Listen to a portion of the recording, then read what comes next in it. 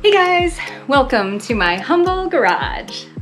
Last time I introduced you to my new Salsa Timberjack, which is my new bike packing bike, and I've been getting to know it and pretty happy so far. It's the absolute opposite of my trail bike, which is a 29-inch full suspension, and so this is a 27.5 kind of fat tired, plus tired actually, 2.8s. On big fat rims, and it's a hardtail, so it is very, very different. It definitely feels heavy, and those wheels are just really, really heavy and don't seem to carry the momentum that the 29ers did. But the purpose is completely different. This is meant to be a pack mule, so I'm pretty excited about trying it out on our trip here in a few weeks.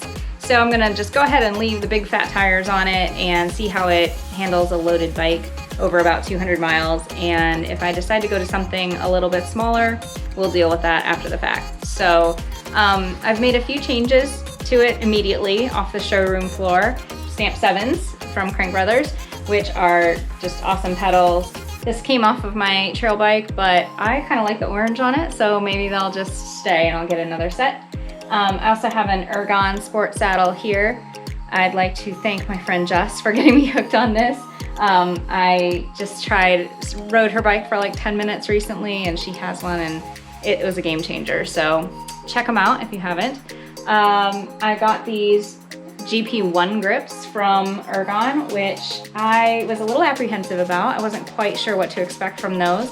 They have the sort of flared wing on them, and I thought maybe that would be good for bike packing, but it's not something I would have ever considered putting on my trail bike.